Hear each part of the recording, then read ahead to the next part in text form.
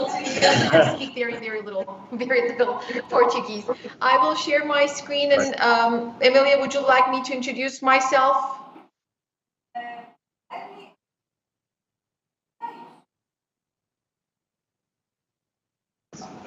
Let me just call.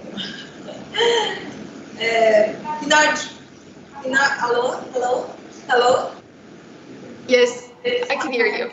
I'm just going to give a little introduction, so because we're transmitting via YouTube, we start translation. Yeah. Because since in Portuguese people have trouble sometimes understanding English, we're trying to translation. So in the YouTube it's coming with translation of what you say.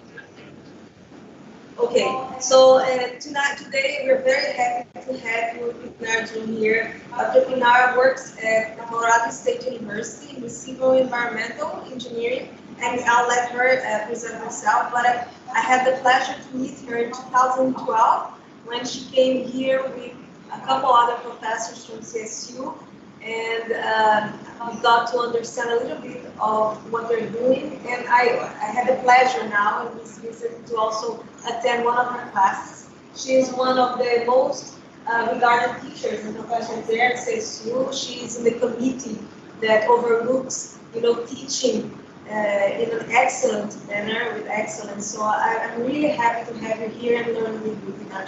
So I'll let you present yourself and the theme of your subject. Thank you.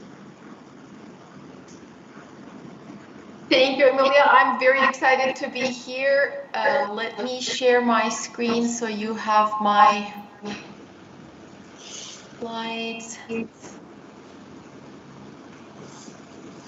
Would you please confirm that you can see my slides? Can I get a thumbs up? Very good. All right.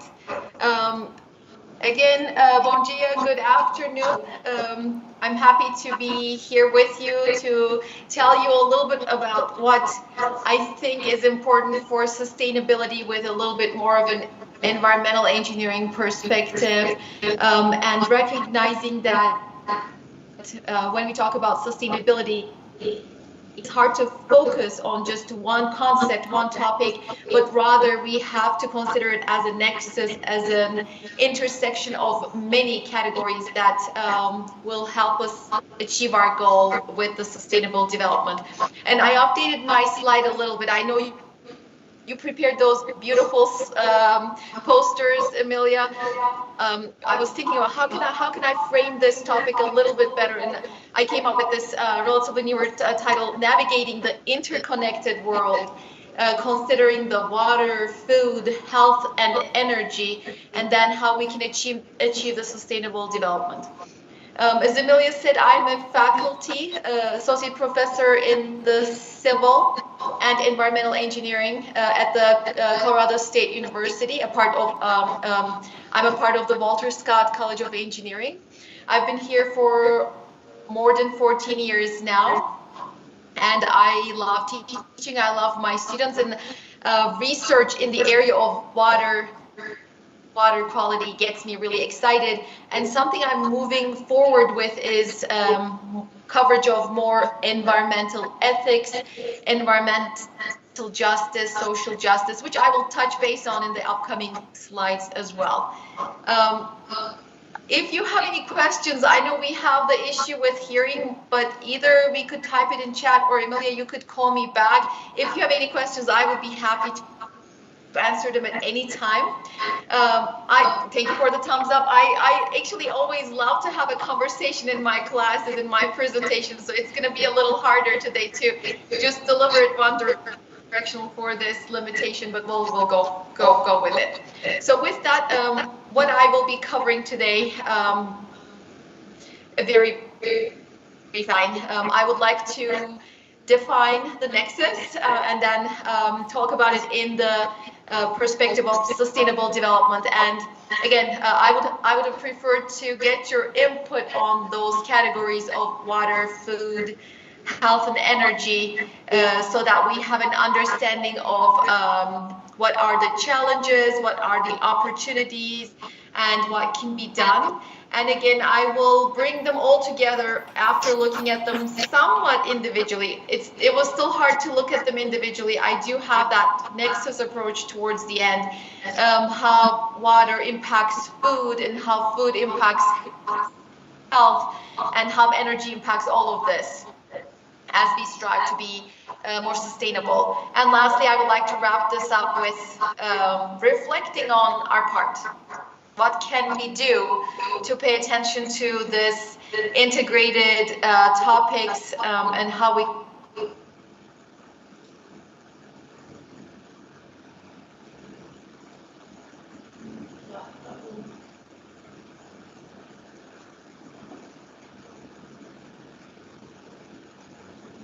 Dá para mandar uma mensagem? Ali no chat. Ali no chat, um valorzinho. Acho que assim eu poderia dar a apresentação ali primeiro. Aí tem duas pessoinhas e falando. Ali dentro daquela barra, isso. Não tem onde tem um mudo. Tente te ligar, eu faço assim. Isso. Aí, bora. Mas eu não consigo te perder.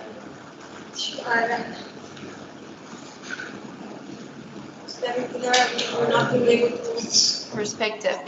But then, of course, as water resource managers, we have to recognize the impacts on food and agriculture. And then in the region where I live, it's almost in the center of United States, Colorado. We do have a lot of hydrofracking, which they pump water underground to be able to extract the natural gas and oil. So that water from the get-go relates to energy in that sense, and the amount of water we need to utilize for those operations is very significant. And of course, energy production ties back into every other consideration again, to treat the water, to preserve the food, refrigeration, to transport the food, and to provide some health services as well. It is very, very critical. So it is important when we talk about the nexus, it is important to recognize the impacts of each of these components on each other and how they can synergize to have a much better outcome. But also, if we don't manage those aspects well, it will be really, really hard to continue with a sustainable development. And when your course is on sustainability, so I didn't want to define sustainability or sustainable development for this, but for our perspective in this talk, when we go for a sustainable development, we have to make sure that it is ethical, it is equitable, to make sure that we serve everybody, and we do not favor some groups or some locations over the others in our effort to be more sustainable. And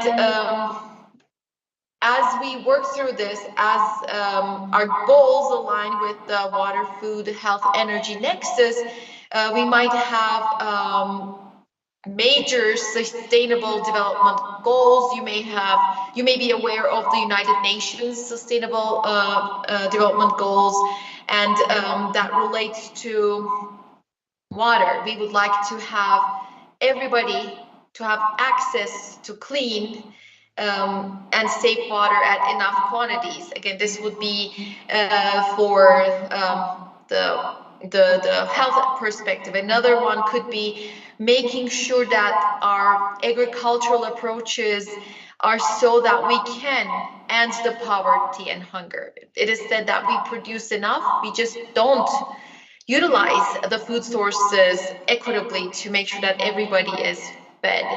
And when we talk about energy, reliance on fossil fuels become a concern when we recognize the impacts of fossil fuels on the environment, greenhouse gas emissions leading to climate change, which bring in really significant and serious concerns on many levels to civil and environmental engineers as well. Because again, when the climate changes, when you have floods or droughts, it is much harder to achieve your goals, to maintain that nexus, especially on the water, food, and health level. With this, I will start zooming in on the elements of the nexus I wanted to talk about, and maybe start by looking into the water. You all know it, water is essential for life. If there was no water, there would be no life on Earth as we know it. Maybe there would be another life form that didn't depend on water. But as much as we rely on oxygen, we rely on water. And for our nexus, water is actually the starting point. Water is critical for human health, is critical for food production, and is critical for energy production as well. And even though when we take a look at the Earth, we do have a lot of oceans. 75% of the whole world is made up of water. However, they are not readily accessible. When we talk about the water we can use for drinking water, domestic purposes, or for agriculture, irrigation, we can only utilize the surface waters, which are the reservoirs, the lakes, the rivers, or we can also utilize the groundwater that again requires some energy input there to be able to extract out of the ground. And with those water sources, we are limited. And with the climate changes I have just mentioned in the previous slide, when we have extreme weather events, major flooding at certain locations, even though you have excess of water, it is not possible for you to use it for drinking purposes because it will be highly contaminated, or it will flood the agricultural land and impair the agricultural operations. And on the other parts of the world, and we have seen this for a while now, extended periods of droughts really limit our ability to provide water for drinking, let alone agriculture. And so we have to find a balance and recognize this. On another level, the population of the Earth is growing constantly, so that is also putting a strain on the available sources of water. And one more level of complication, which is dear to my heart, is the pollution of our available water sources.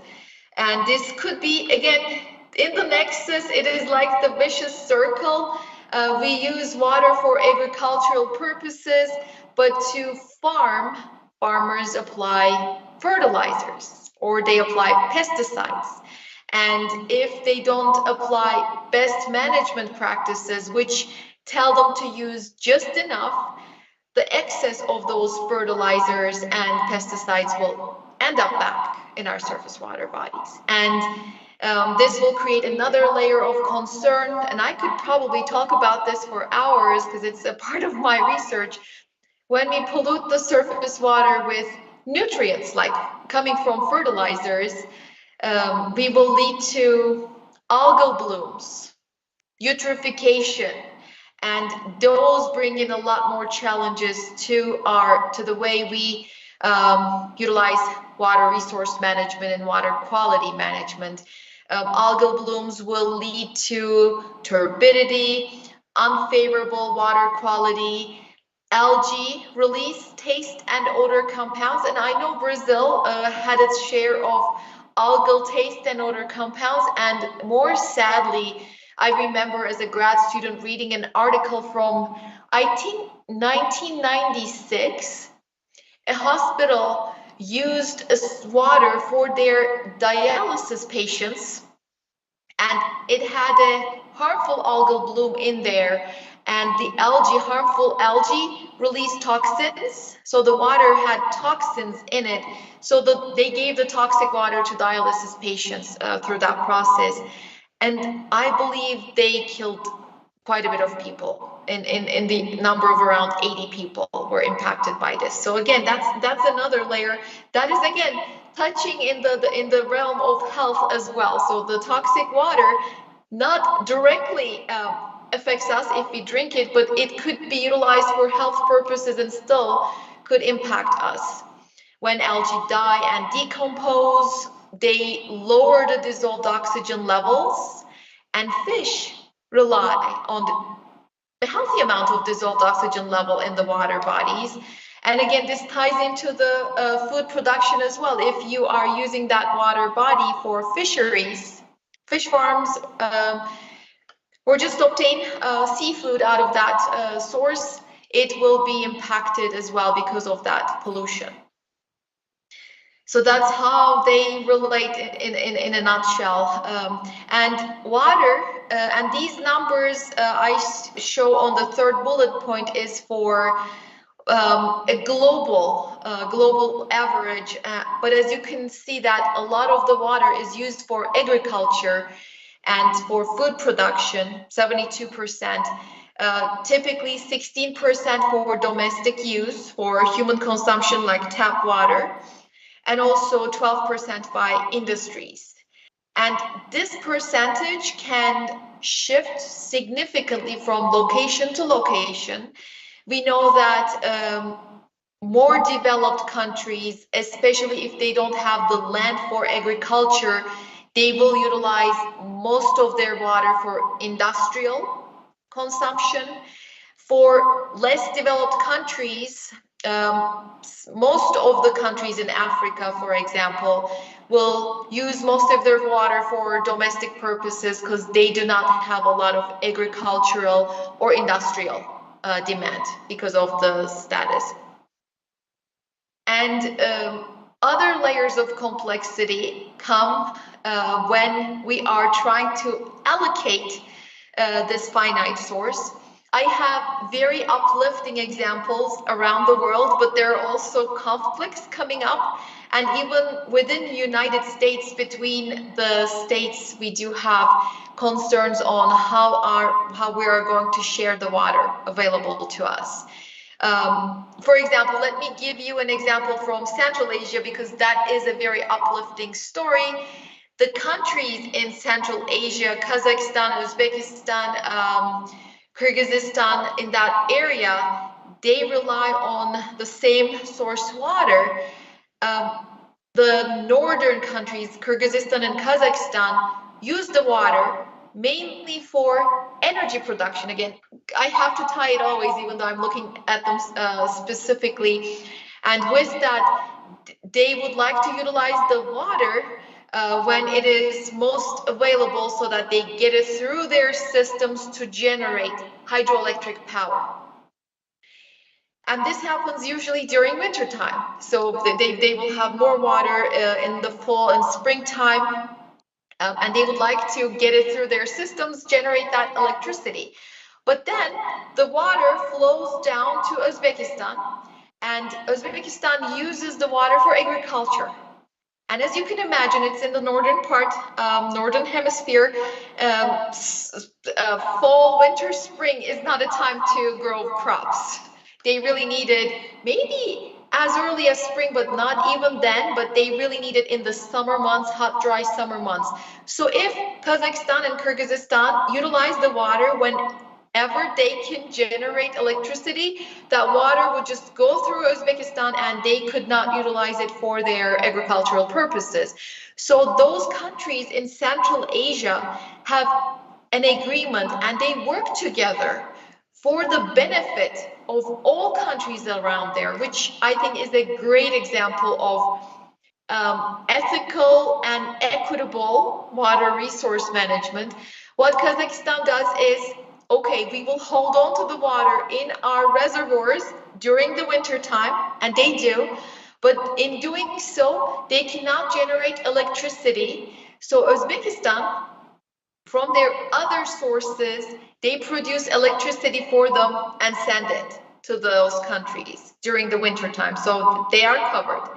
And when comes the summer, Kazakhstan lets the water through their hydroelectric stations. The water ends up in Uzbekistan. They can utilize it for agricultural purposes. And Kazakhstan generates the electricity. Now they have surcharge. They send it back to Uzbekistan. So they buy and sell electricity between the countries, and everybody's happy because the water can still be utilized for its purpose, even with a little bit of a delay. So this is actually a great example. Let me give you an example from the United States where I am living now. We have a beautiful river called Colorado River because it originates in the Rockies. And 100 years ago, it had abundant flows. So we had, I believe, 14 million gallons a day or so, or I mean, don't quote me on that, 14 million gallons maybe for that annual volume, maybe not a day, but we had abundant flow 100 years ago, exactly 100 years ago actually. And then around that time they said, let's allocate these water between the states that the Colorado River runs through, which was a good idea. And there are several impacted states, and Mexico in Central America, or North America actually, is impacted with that flow as well. So we shared it at that time. And then of course, climate change started to happen. So the water right now is half of what it used to be, if not a little less. So instead of that 14 million, now we're down to 7. And of course, the allocations don't work anymore. And something, I don't know if you've heard about water rights. Can I at least get a nod or no? Have you heard of water rights? No. In the US, there is a thing called water rights. And what it says is if you were the first on the land near a water source, you own most of the rights to that water. And then as the people settled down, they had tiers of rights. So the first one had the biggest, was the highest in the hierarchy, the lower ones were lower. So the first one always gets their share of water. And of course, there's a lot of complications with this. You have to use that water not to lose your rights, because if you don't use it, they say that it looks like you don't need it, let's share, distribute it among the others.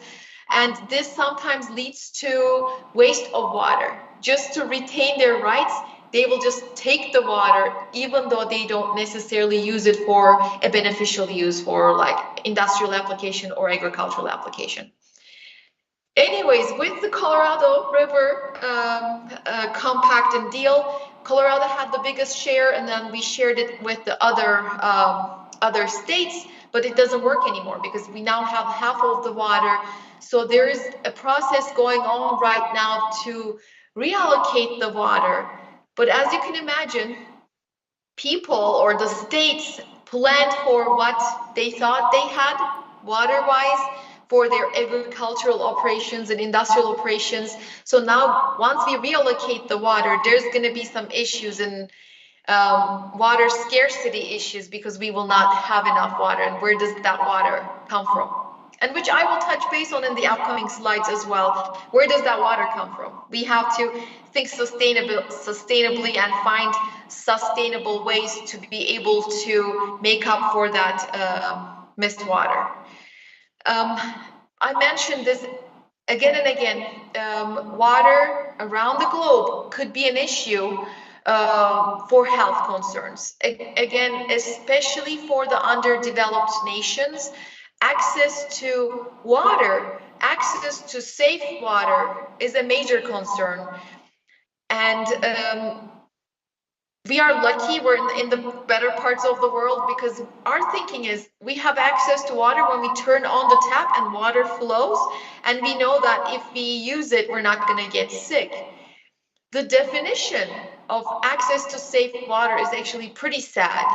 In, for example, some locations in Africa, they have access to water if they have about a few liters of water that they can go and fetch from a walkable distance. So you get your bucket, you walk, I don't know for how long, probably around 30 minutes or so, fill it up and bring it back.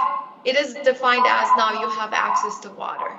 And on another level, they probably need to boil it to make sure that it is safe when they deliver it. So again, access to safe drinking water is not defined the same way all around the world. And with these challenges, coming to my last slide, last bullet point on this, we have to really consider sustainable approaches to how we extract water, how we use water, and what we do with the wastewater we produce. And there have been improvements with the water use efficiency, which could be incorporated with water smart appliances, like higher efficiency washers, higher efficiency dishwashers, maybe with fixtures and even just flushing the toilet. We can also consider utilizing other source waters to irrigate our yards or reuse it as much as we can. And reuse probably happens more in the less developed countries organically because they don't have the water. But if you were to reflect back on what our grandparents did or great-grandparents did, I remember that my grandparents actually were water-wise, and even though they had the water flowing through tap and it was affordable for them, they had the feeling that we shouldn't waste this. So I remember them washing the dishes, and the rinse water, they would flush the toilet with it, even though they had no concern with availability of water in their house. Probably this was a habit gained from their parents or their grandparents. So we can think about those ways to conserve water as well. Another concern, again, this could be another semester-long class, and I have colleagues teach this, infrastructure. Smart and updated water infrastructure. I don't know how it is in Brazil, but in United States, we always have a report card for our infrastructure on so many levels that we recognize the condition of. For example, our drinking water pipelines are deteriorating. They are very old, they have cracks in them, they have loose joints, they have issues.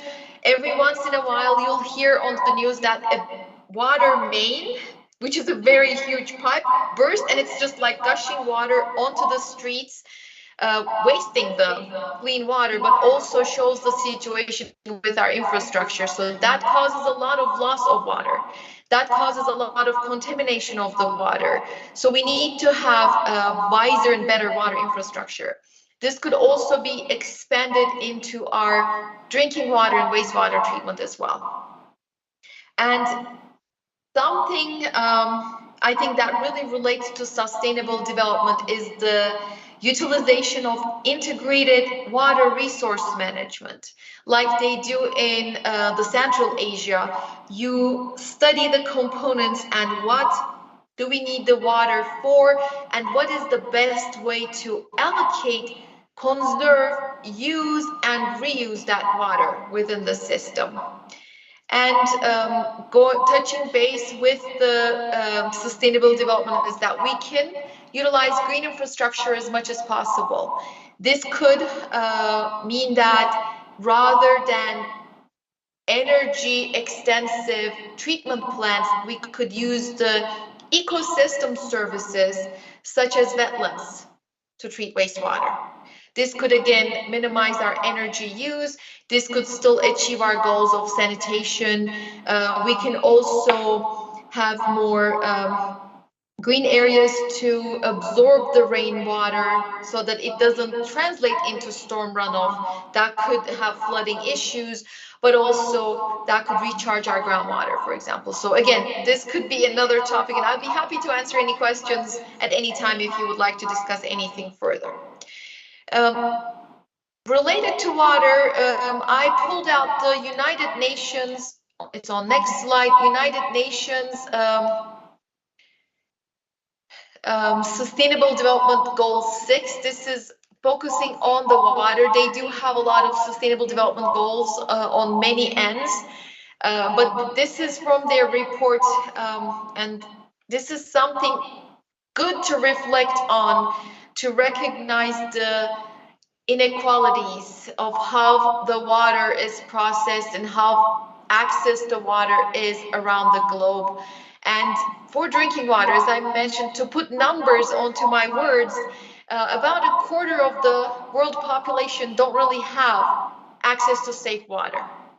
This is unbelievable. One out of 4 people don't have access to just drinking water, and it should be so basic.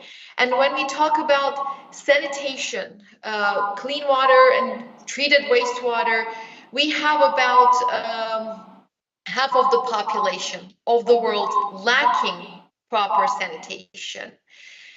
They also talk about hygiene. And another thing in the red part, I don't know if you can see my mouse, with the wastewater, again, about half of the population don't treat their wastewater properly. And this, again, relates to health. This could relate to food as well, because this could contaminate all that we can use. And this is not all sad. As you can see in the bottom part, the blue part, the water use efficiency, we have increased our water use efficiency by 10%. It is better than nothing. 10% may not sound as much, but it is better than nothing. So we are taking initiatives in some of these aspects as well. Again, unfortunately, still sad news. We do live in water-stressed countries, still about a quarter of the population. And maybe this green part that relates to what I have mentioned with the Colorado River, and Colorado River is not an isolated situation. We observe these changes in the quantity and quality of the water running through our rivers, putting strain on so many other operations and people. And also, let me talk a little bit more about my perspective as an environmental engineer, what I pay attention to as we deal with the water for our profession. We start with the supply, and in this photo you can see that the supply comes from the beautiful mountains in Colorado that they do, and flow in our rivers. We are usually lucky on that sense that the water is relatively clean, and we are at the headworks, so we do have access to that clean water, and when we have the higher flow rates, we have no worries about water quantities. However, there have been years that we were really strained too, and then we take the water to the drinking water treatment plant. We utilize chemical treatment. We need a lot of energy to be able to treat our water up to a certain quality. Then we push it through our distribution system. Again, many layers on sustainable development. What is going on with that water infrastructure, and how can we best distribute the water with the minimum energy and let it reach the consumers that we desire. And once the water is utilized, we have to again collect it back sustainably and properly in a safe manner, so we don't contaminate any location. We properly remove it from the point of generation. That collection system is our sewer system. Again, we might need some energy to push it or pull it towards our wastewater treatment plant. And wastewater treatment plants can again be high energy demanding operations. And lastly, it goes back to the water supply. And through this process, what we discharge here has impacts on the next town, what they receive. The water quality may be impaired. They may need to have more rigorous treatment. We might impact their health. Again, this is going out of the scope, and I could talk about this for days. But what is in that discharged wastewater? Pharmaceuticals, personal care products, so all the medicines we take, we are most likely flushing it down the toilet. And all those shampoos and lotions and other care products that have persistent and toxic compounds for us, but also for the environment, also ends up in that discharge and in that river water that becomes a water source for the others. And then one more layer of consideration for us is, how do we deal with the stormwater? If we don't deal with it properly, it will carry the contaminants on the land. It could be the salt on the roads. We do have really cold and icy conditions right now, and as much as it hurts me to see the snow plowers applying that salt solution on the roads, I appreciate it. Otherwise, we'll have a lot of accidents about it. But all of that gets washed into the surface water body. Can we interfere and minimize the pollution? And lastly, I want to bring in the aspects of the cost and energy demand on all of these aspects. Again, focusing on the water and water treatment. We can, and I will touch base on it towards the end, we can think about ways to not only minimize the chemical consumption, energy consumption, and other infrastructural considerations. And we can also find ways to generate energy and other products, byproducts, through the treatment processes that might be able to help us offset some of these concerns. I want to pause for a second because, again, I always like to have a conversation. Otherwise, I'll be asking a lot of questions. Do you have any questions related to water?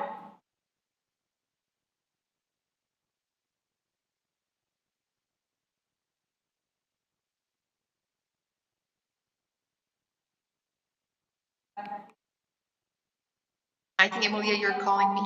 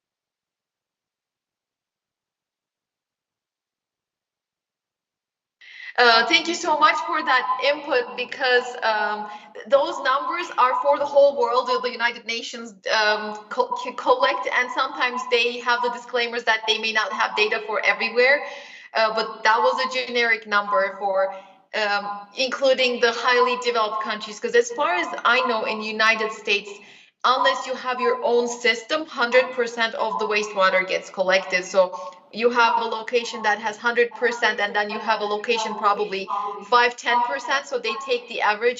But I totally recognize, and I remember from our visit from more than 10 years ago that I saw the canals and I couldn't believe that, oh, this is interesting that they are sending the water directly to the ocean. And unfortunately, yes.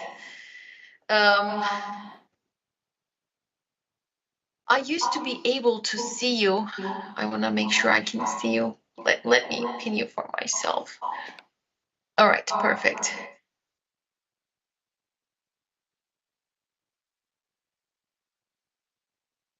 So I would like to move forward with some discussion on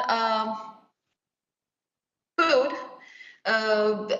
And again, I always start with that food is essential. Yes, water was essential, but after the food, I think that goes along with the basic human needs. We need water, we need food, we need shelter, and food is one of the most important items for human well-being. And when you think about it, it is also critical for the economic development. First of all, the population who is well nourished will be able to contribute more to the economy. They'll be able to work, they'll stay healthy, so they will not have issues with the health and costs related to health. But also, if you are able to grow crops, you are also able to export it, so that you can generate some revenue out of that process as well. With that, we also have a lot of issues related to environmental impacts related to the food. I had just mentioned, again, it is hard to separate these from each other, but agricultural operations may have significant impact on the water, and in return human health as well, if not properly handled.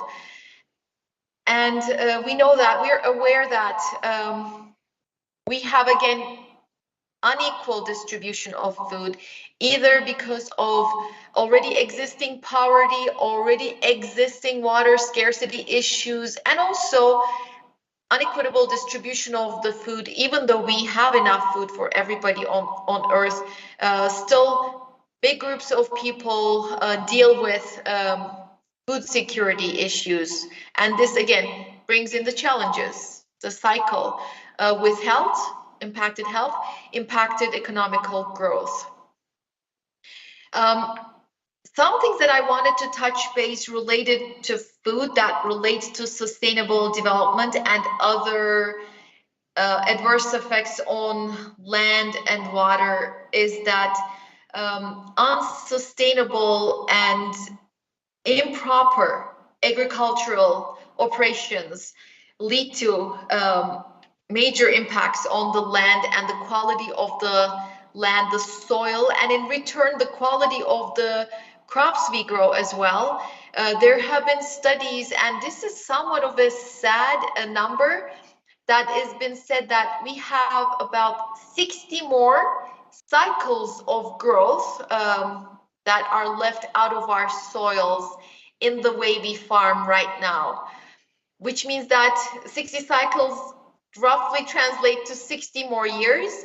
And what they're saying is that in 60 years, the soil quality will be so poor that it will not be able to sustain the crops anymore. So we will not be able to grow crops, even though we apply the fertilizers or we have enough water. And I don't know if we will, but if we had enough water.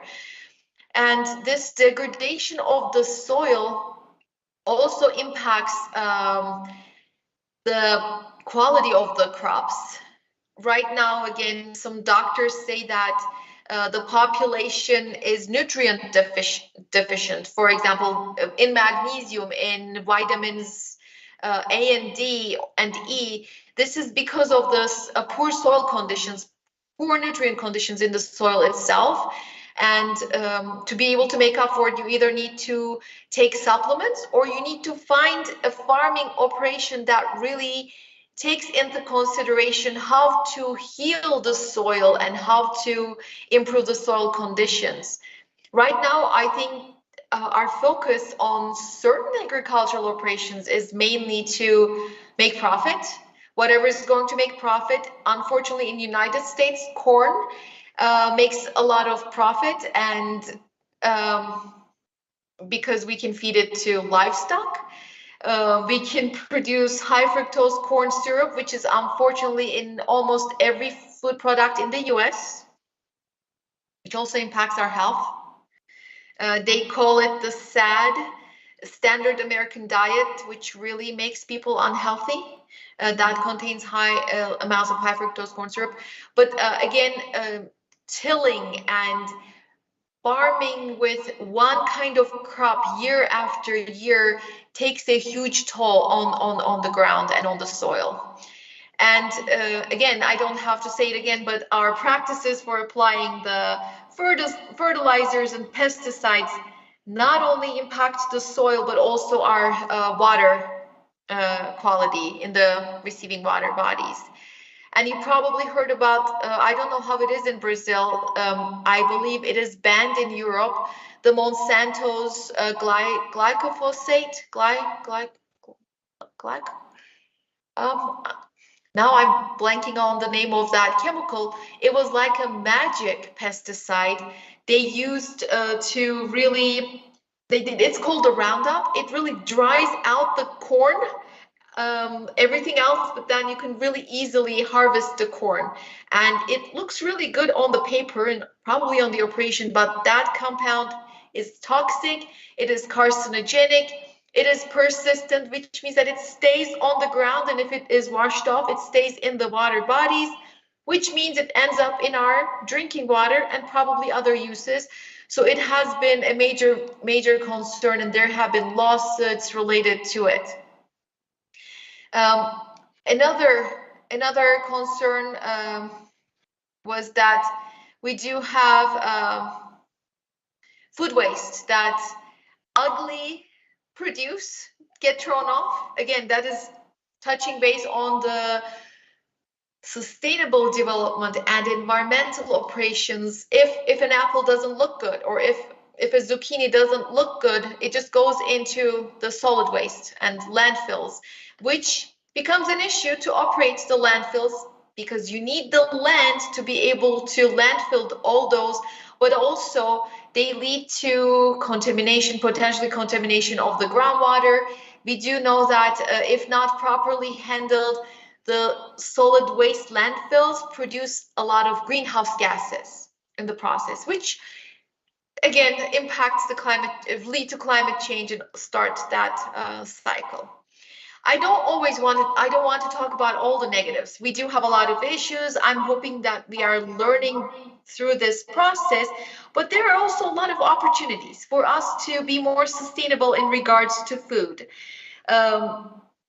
We can have mindful agricultural operations that might incorporate organic farming, and I think it is easier to adopt than we think we do, because think about farming 100 years ago. They did not have all those chemicals for fertilizers and pesticides. They had natural inputs that would heal the system, and that would work synergistically to make sure that you don't have the insects take over in your cropland. So I totally recognize, I started my tiny garden during the pandemic, and I recognize that there are really issues with the little bugs that chew on the leaves of your tomato plants, which makes me really sad. But rather than applying just a chemical on it, we can have ways like ladybugs to eat all those little insects to keep your crops healthier. So that's another layer.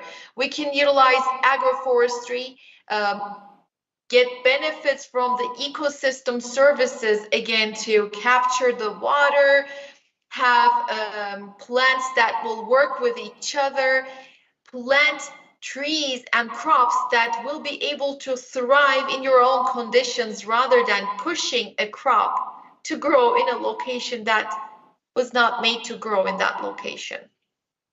At another level, it really warms my heart to see those new markets opening up, Thrive Market, and I think, I don't know what they call it, but it's the ugly food market. They are selling the not so good looking apples for cheaper prices, which allows probably with people with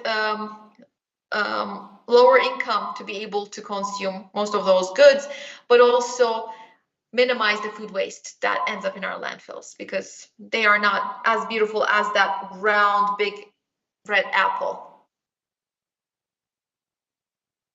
I would like to pause here again to see if you have anything to chime in related to food. If you want to say anything.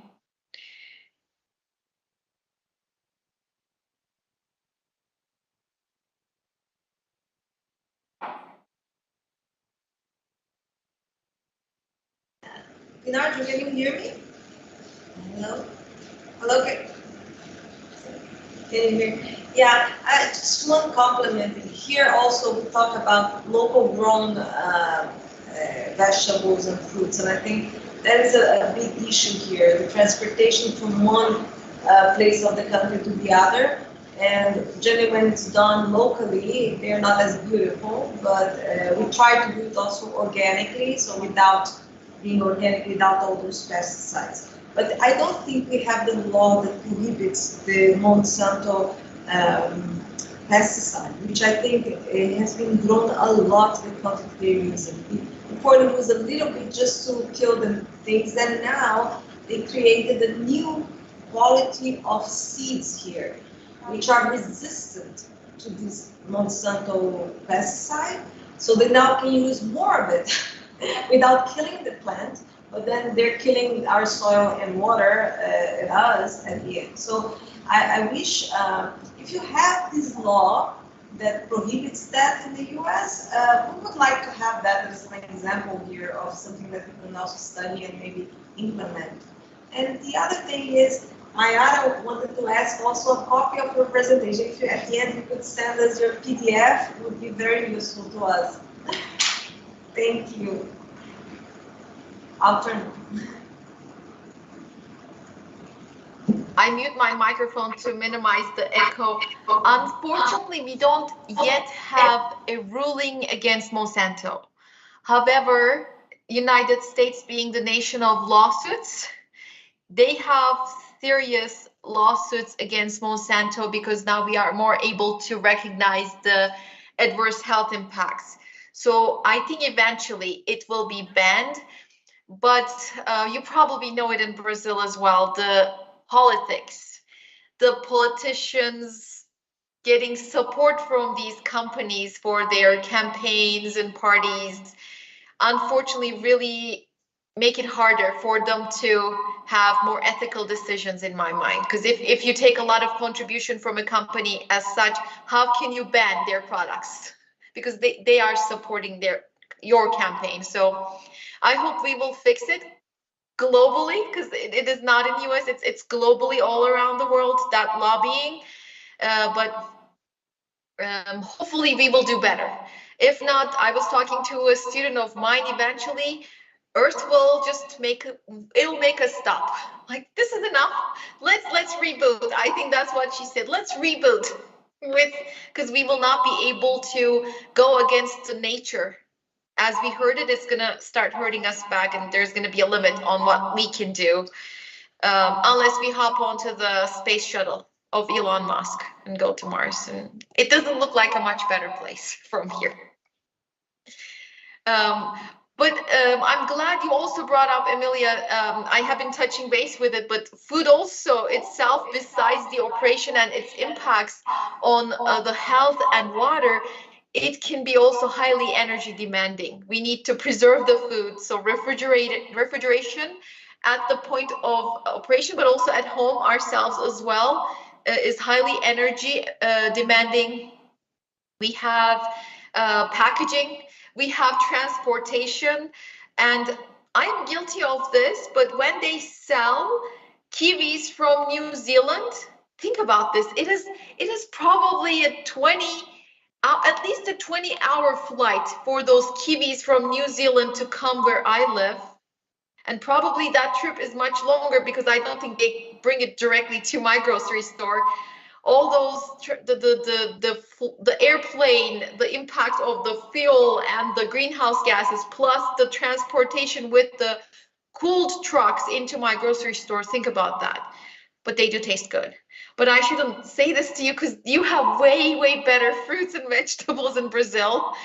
So my guilty pleasure is eating the New Zealand kiwis. Okay, moving on. And Amelia, I want to check. We have 1.5 hours, 1 hour. How long do we have? Because I can go faster. 1.5 hours. Okay. I'm not going to go faster. All right. And then next, what I wanted to discuss was health. Again, everything is like a chicken and egg. Health is critical for us to be a thriving population, and being able to thrive has so many levels. When we are healthy, we can stay in the workforce. So this would allow us for grow economically. And when we are healthy, we don't utilize other resources to keep us healthy. So economically and other ways, we don't become a burden on the society. Also, we don't take others out of the workforce to care for us. So if somebody is sick, their family will more likely be out of workforce to care for them, besides the cost on the healthcare. So health has impacts on those levels, and again, it relates directly and indirectly to limited access to clean water. I don't want to repeat myself, but sanitation for health is number one. If you don't have access to clean water and a proper disposal of your wastewater, it will have major impacts. Climate change can have adverse impacts. There are discussions on this. There's research on this. This is not my area, but the papers I've read indicate that with the climate change, with the warming of the ground, and especially for the locations that used to have frost on the ground and now don't have frost on the ground anymore, or much shorter periods of time, will start to see increase in vector-borne diseases, because now instead of keeping the viruses dormant for a while, they're going to stay more active and they will be able to proliferate more. So this can lead to disease outbreaks and other impacts. And again, chicken and egg, this will impact the people, the health, and the pillars of the sustainable developments, the economic growth, and the society, and the and potentially environment as well. And we can link the health concerns to the food security. Lower nutrition, greater chance of people getting sick. And I always need to tie it back to the infrastructure. If you don't have proper infrastructure for, again, going back to sanitation, this will have impacts on people. And something that I have started covering in my classes to raise awareness of my students locally, but also globally as well, is that we have major environmental and social justice issues. What do I mean with this? Environmental justice means that we don't unjustly expose a certain group of people to unfavorable conditions, which could be, of course, lack of access to safe drinking water, lack of access to sanitation, or maybe greater levels of pollution. And my students worked on projects on this locally and globally. And there are tools such as the United States Environmental Protection Agency's tool, the Environmental Justice Screening Tool. But if you're interested, there is a global tool as well, the Atlas EJ Environmental Justice Tool.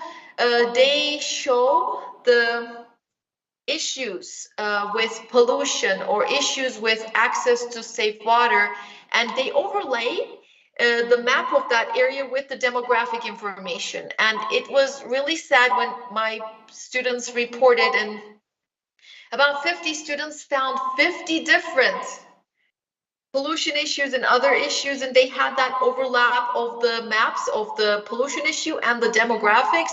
You could see almost a perfect match with wherever the on the minority groups are living, that's where the pollution is. Less educated people, people of color in the United States, and people of low income. There was almost always a perfect match with wherever the pollution issue is or wherever the lack of access to water is, that's where they live. And our discussion in class was so that they are already in an underprivileged condition. They probably don't have enough education to take proper measures to improve their living or limit their exposure. They are already at a low income level, so if they get sick, they probably don't have proper access to good health care. In US, if you don't have health insurance, you don't go to the hospital because the cost of healthcare is unrealistic. You go to a doctor and they charge you thousands of dollars, and if you don't have the insurance, you cannot pay for it. So they don't have the resources to pay for it. They are exposed to greater levels of pollution, so it creates a much unfair situation for those people. And this links to social justice concerns. Again, environmental justice starts to focus on, okay, pollution and what happens there, but this really links to social justice, that we are not being fair to everyone. And I can give examples of this. Related back to water, related back to energy, we do have our hydrofracking operations near, again, the neighborhoods of underprivileged people, because hydrofracking operations pollute the water, pollute the air. So if you're living nearby, it's going to impact the value of the homes, it's going to impact the health of the people. Again, and if they are underprivileged, they're not going to argue against that operation. So this is another layer of consideration with health and with sustainable development and other justice issues going on. Do you have any input on this? I know we keep pausing and calling, but if you have anything to chime in related to health, I would be happy to pause. Otherwise, we can continue. We can continue. Okay. My last part of the Nexus is related to energy. Again, I start with this. We need energy for so many operations, and for us to sustain our modern life.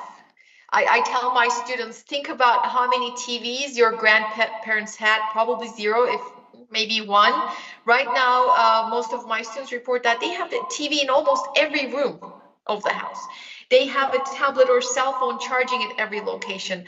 And we do have refrigerators, we do have a lot of energy demanding appliances just at home. And usually in my classes, when we discuss the sustainable development and energy related concerns, maybe I should have added that here too. The energy demand by North America versus energy demand for the rest of the world. The global demand, ours is probably about 5 to 10 folds more in North America, us, compared to other parts of the world. So that is also, again, going back to the justice, because to be able to generate that much energy, we are utilizing a lot more water, we are producing a lot more greenhouse gases and other kinds of air pollution that leads to climate change, that starts that circle. However, besides probably inefficient use of energy, energy is very critical on other aspects. Without energy, as we know, we could not really treat our water. So it means that we would have issues with the health concerns. Our water treatment operations, wastewater treatment operations are energy heavy. Pushing the water through the distribution system and collecting it back can be energy heavy as well. But we need that for proper water sanitation. We also touched base with it in the 2 slides ago with the food-related energy consumption. Still, we don't have a sustainable ways to be able to live within our bubble. That means that we would be able to supply our needs within that bubble. We still transport our food, and that also consumes a lot of energy. Again, I like to end this discussion related to energy with some positive developments. We are now more aware of the issues with greenhouse gas emissions and the traditional way we produce energy. The research and development is going on. Now we have a lot more electric cars on the roads than ever. We have more investments in other kinds of renewable energy. I don't know if Brazil does that, but several countries around the world, I know Costa Rica is one of them, they almost rely on hydropower, almost 100%. And if we can improve our solar panels in Colorado, in some parts of the US, where we have a significant number of days that are sunny, we can generate solar power and not rely on other types of energy production as well. And again, this would feed into our need for water sanitation, food transport, and other health-related energy consumption. With this, I would like to, although we have discussed these ones individually, I pulled some facts from the United Nations reports, and I would like to bring those to your attention as we dive into the Nexus, how they relate to each other with some numbers for us to be aware of. And then I will wrap this up with what can we do? Interesting numbers, and sometimes we don't recognize it is so. The report by WWF said that it takes about 5,000 liters to produce 1 kilogram of rice.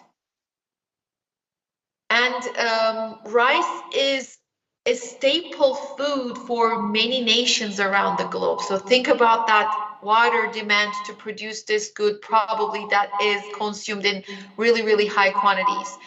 This is a little bit for soy production, 2,000 liters. It is a little better for wheat and much better for potatoes, almost 1/10 of what the rice requires.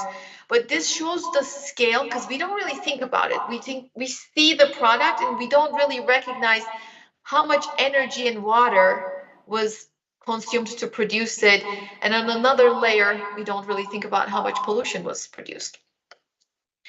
As I have mentioned, we deal with food security issues, and still about 1/10 of the population is hungry, but this number doesn't look much better when we forecast our food needs. But this could also still, in the sense that we're still wasting food. We may need to grow more food, but while we're still wasting the food because it doesn't look good for our consumption, even though it's perfectly healthy crop. Some positive input. If we can utilize water conservation techniques and water harvesting. Water harvesting would include rainwater collection and maybe gray water use. I don't know if you're familiar with that term, gray water. Yes, no, that is maybe. No gray water. Yes, maybe. Gray water use, it sounded like you were aware of the gray water, or would you like me to define it? Define it, I will define it. Perfect communication. Gray water is less polluted water, so it doesn't have human waste, but it could be water collected from our kitchen sink, for example. So it is at a much higher quantity. We can use that water to irrigate. We can use that water to flush our toilets. Through these efforts, our energy consumption for water production would be lesser. And if we use this for, again, agriculture, we can improve those values. The number of liters per produced could be much better. Another one fact was that in sub-Saharan Africa, irrigated areas will double, which means that they will have a better economic growth. And this will help small-scale farmers, which will help the community and population living there.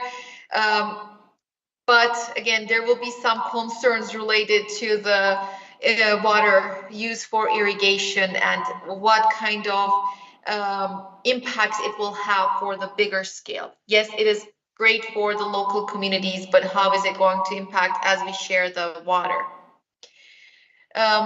Numbers, I have been telling you about that. Yes, we do utilize energy for transport, packaging, refrigeration.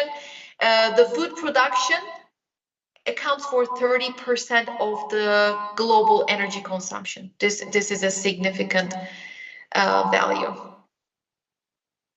More facts for you, because I wanted to add some numbers to the discussion I had. Again, what about the impacts of energy to water? In Europe, there's a value of 43% of the fresh water used in Europe is utilized for power plant cooling. It is a little higher in the United States, it's about 50%, and in China it is 10%. So again, fresh water is, if you divert it for power plant cooling, for energy production, there's less remaining for agricultural purposes. A concern, global water demand. We need to be able to meet 30% more of the water we're consuming right now within about 25 years. And again, this needs to come from sustainable approaches. We cannot create water from nothing. And especially for the countries and locations away from the ocean water, it will be impossible to generate water from nothing. I'll tell you a little bit about what my students did. Rainwater capturing is a way. Going extreme sustainable measures is a way. Some of my students explored the ways that we could capture the humidity from the winds so that we can utilize that water. I don't know how applicable that will be in a location like Colorado, because it's pretty dry. It may not pay for itself. That kind of utilization, or maybe we will just use the high energy demanding techniques such as desalination, reverse osmosis, and spend that energy and produce pipelines to send the treated water from the ocean into inland wherever they may be needed. And again, water demand is going to increase for manufacturing and other purposes. And for energy, we might even have, this is my last bullet point here, it might still we might still have significant demands of water for energy.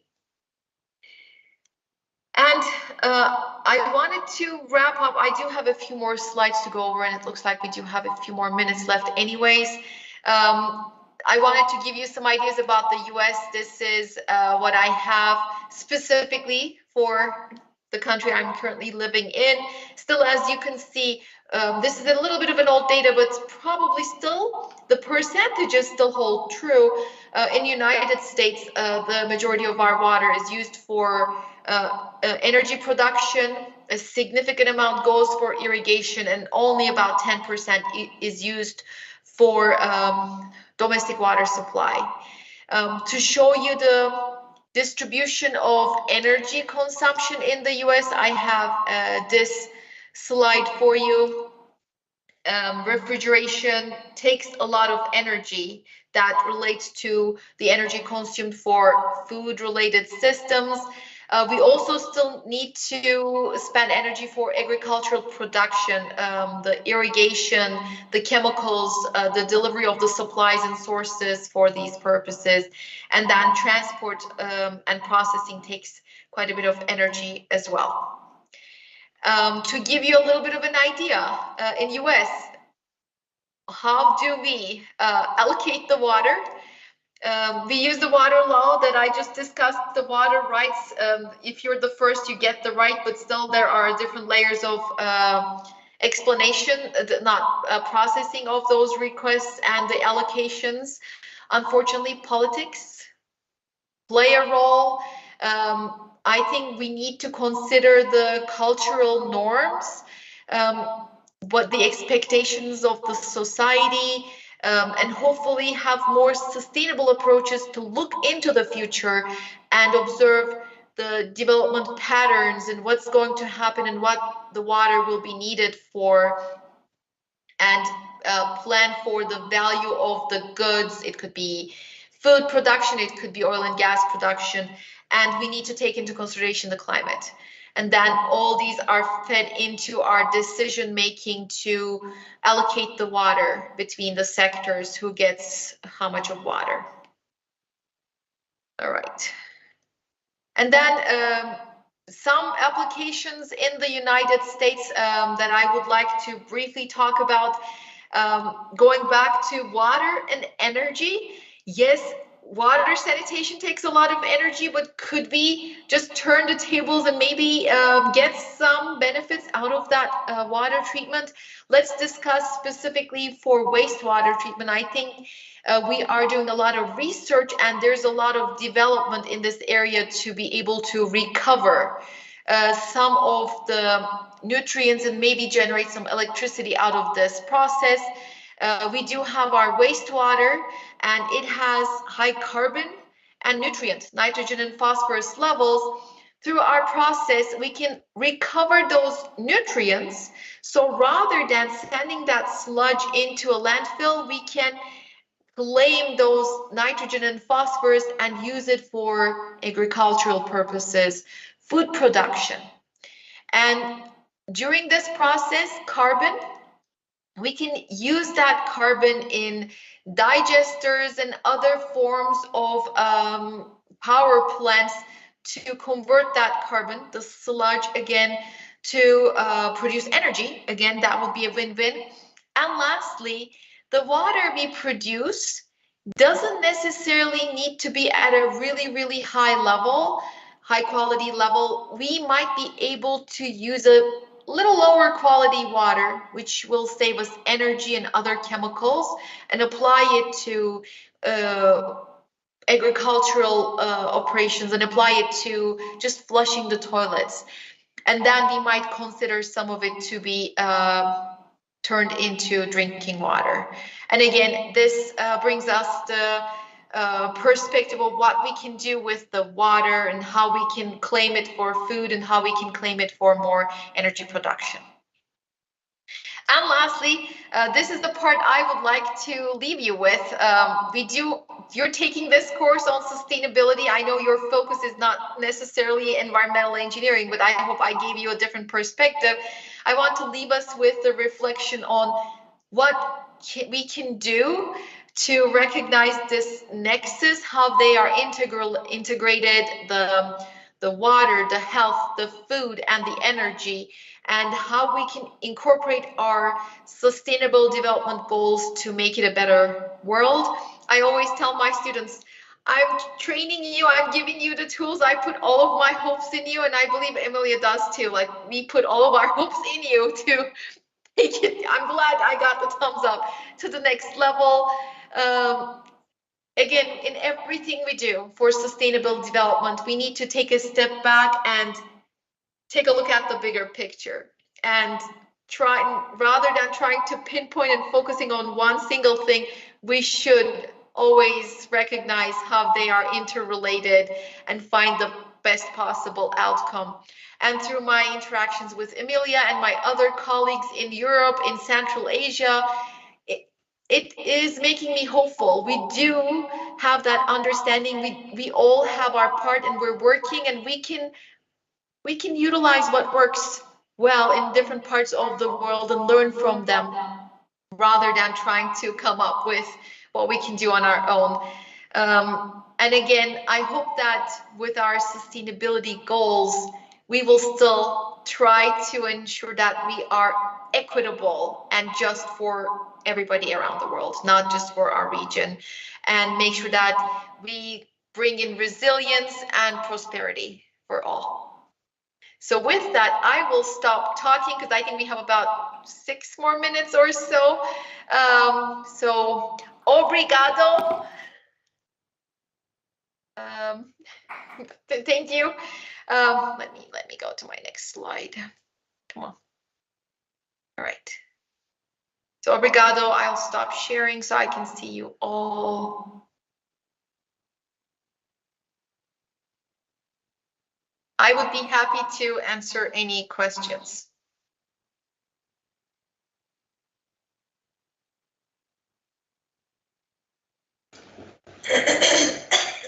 I can hear you. Hi, Pinar. Just thank you so much. Hello, can you hear me? Hello? Yeah, okay. Just wanted to thank you so much. After that, I'll give to one or two students also to give their feedback. But it was really wonderful. I had a question while we were talking, because we always say, you're not asking.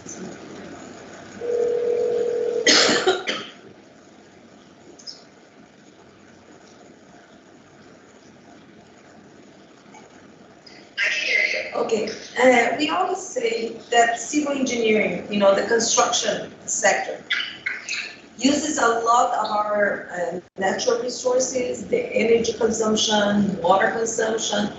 But when I see in your quantities, I see like the industry. Do you include the construction as an industry or the construction industry? It's like, where does it stand on the use of the water and energy?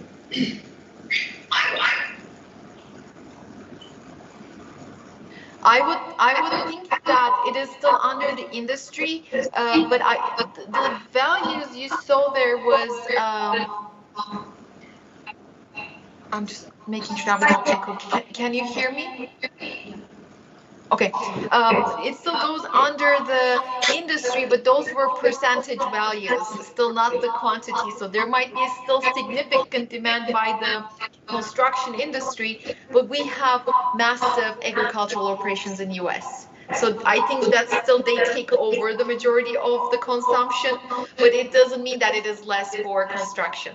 It is still a really, really high demand, but compared to agriculture, it is less.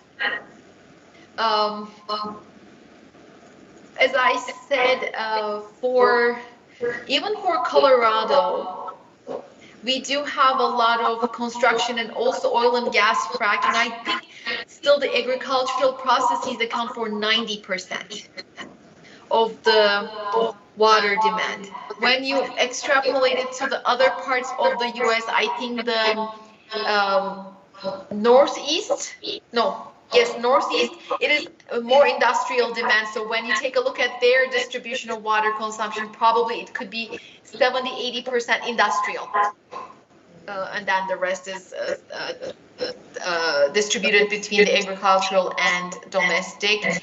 Just to quickly recap though, I think the average for US is almost 45% agriculture, 45% industrial, and 10% domestic overall in US. But it is still location specific. Thank you so much. Eu preciso ficar muito em inglês, não só isso, né? Esse cara não fala também para dar feedback, agradecer. Começa com Alisson, que é o nosso condutor. Pinar? Se apresenta. Can you hear me? Great. I'm Alison.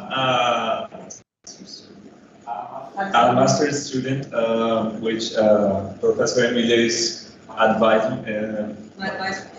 She's my advisor. I'm working with. Thank you. I would like to thank you for your lesson. It's you brought us a lot of information that will be useful, and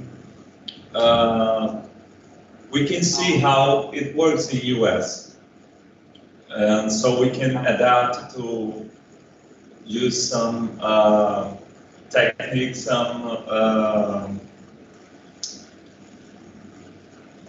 processes that are maybe less water and energy yes. intensive. Yeah. Pardon. Thank you so much for the feedback.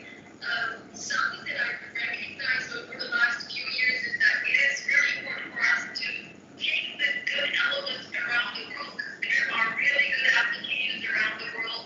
So rather than trying to come up with the solutions ourselves, just explore what is out there. So US might have good examples for certain things. Is everything good? It is. You might be doing some better things in Brazil, and there might be other better applications in Central America and Central Asia too. So I would highly recommend exploring Great. out there. We'll do our best. Yeah.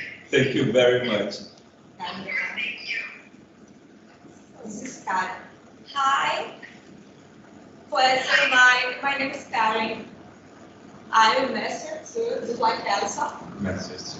And I just want to thank you for this lesson.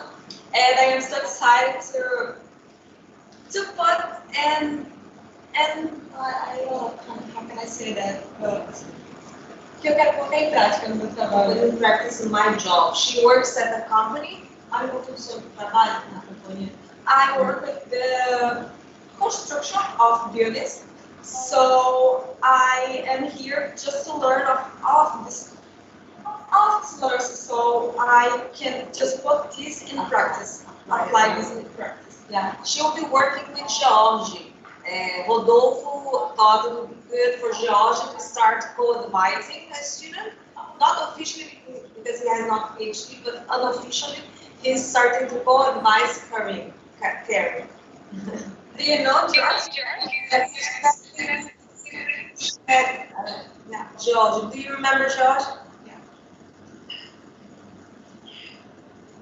I will say something quickly. Hopefully we won't have the echo. I realized I didn't unmute my microphone when I said talked before. Something that I haven't discussed is with the green buildings themselves. So if you are working with the construction, and it is a little outside of my expertise area, so I can just talk about it, but not in detail. But there are really cool designs that build buildings that sustain themselves, and they call them the living buildings with a green roof that you can either absorb the rainwater or grow a garden. And then within itself, they use the wastewater for heating. They also sometimes use that wastewater in the basement to treat and generate energy, and in some extreme cases, to convert it back to drinking water. So the building, it's like a closed loop. You grow your own food and you treat your own water, you generate your own energy. And this is something we can strive for.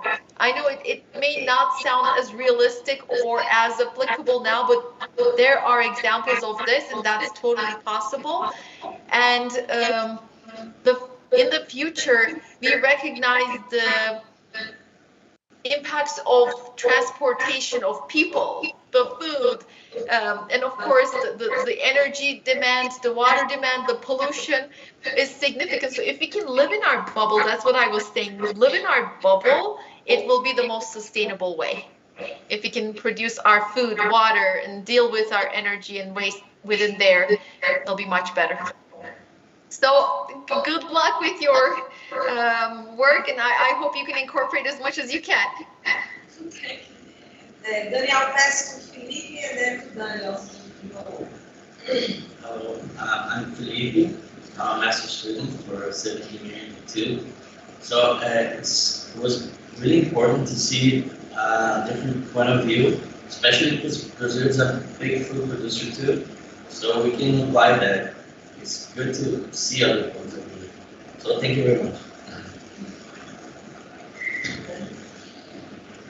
Thank you. And I agree. Brazil has amazing fruits and crops, so we can be just more sustainable in our ways. Hello, Pinar. My name is Tema. I'm a senior engineering student. Thank you. You are muted. You are muted. Sorry. Hello, Pinar. My name is Daniela. I'm a civil engineering student. I love the moment we had. It's a lot of learning. Adorei.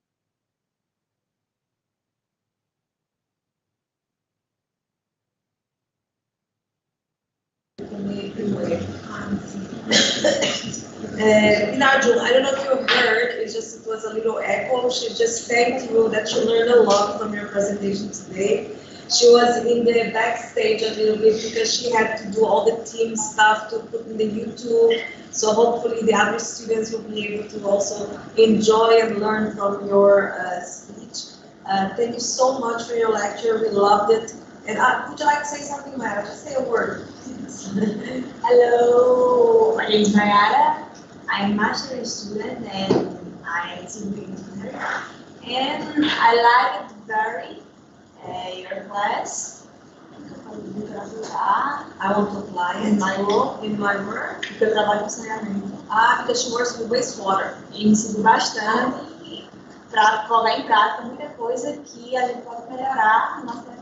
And that, your classroom is very useful because she can see many ways she can apply that with her. Do you work for Compesa? Sim. Yeah, Compesa is the big company. It's a private and public company that works with all the wastewater and water treatment and it distributes all the water in Pernambuco. So she works in this company and she hopes to use the knowledge. No, very good. Thank you.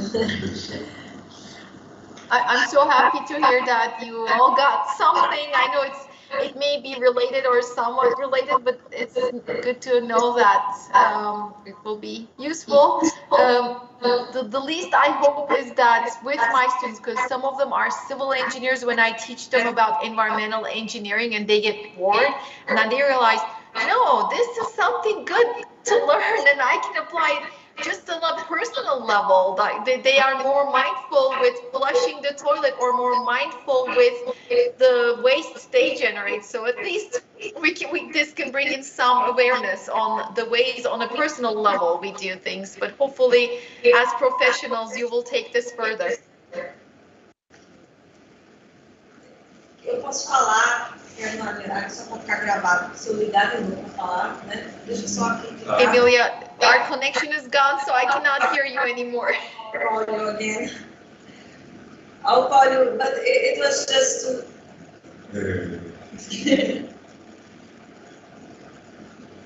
Hello? I'm being watched. Oh, yes, she's here. Okay, I'm sorry, Pinar, for the technical problem with the sound, but I really want to thank you again and thank CSU for letting you come and give this talk to us. It's so useful and it gives hope to our students. That see what we study here is not that far off from what the best universities in the world are studying.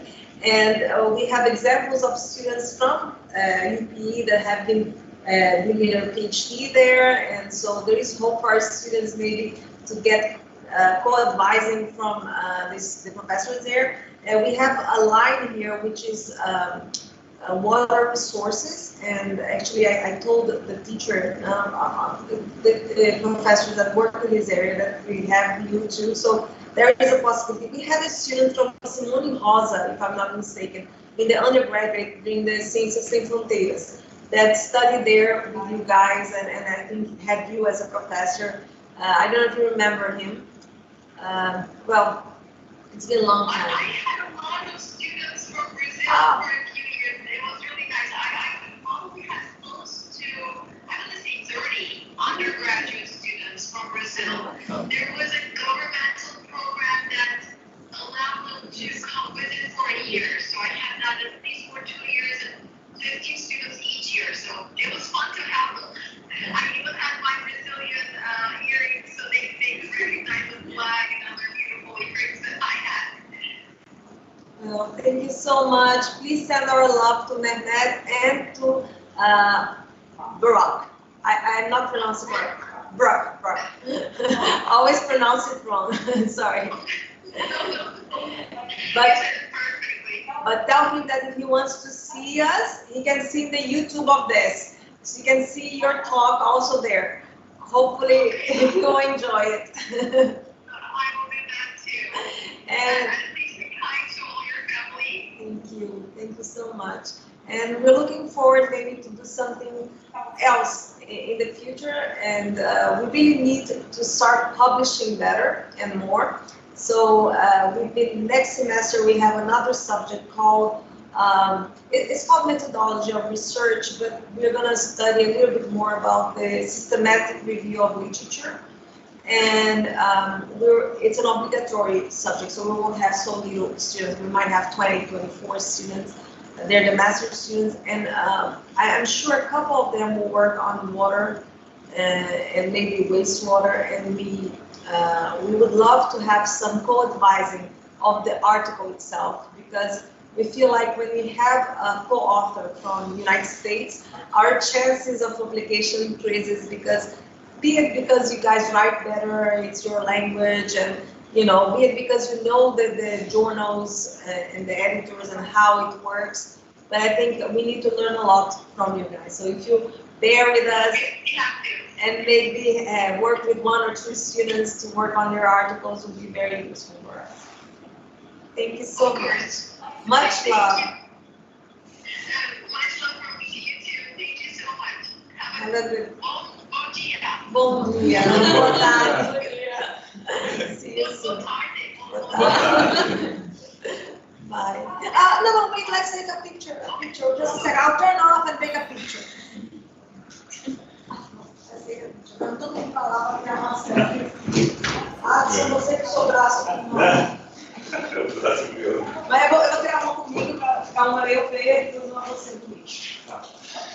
Vou casar uma eu feia e outra você comigo.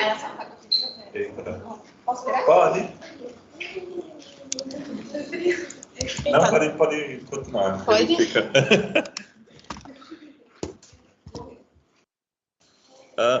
Um pouquinho mais para cá. Será que dá para ver assim, ó? Dá para ver a gente ficando. Tá bom? Tá bom, não vi, não. Tá pegando? Tá. 1, 2, 3. Eu sou péssima. Pronto, agora mais uma. Peraí. E acho que depois eu toco com você. Agora. Tomara, deixa eu tocar isso também. Vou tocar também.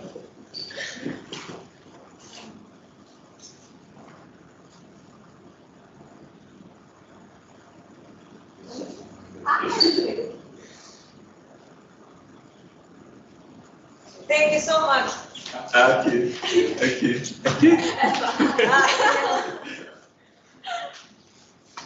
Bye. Thank you.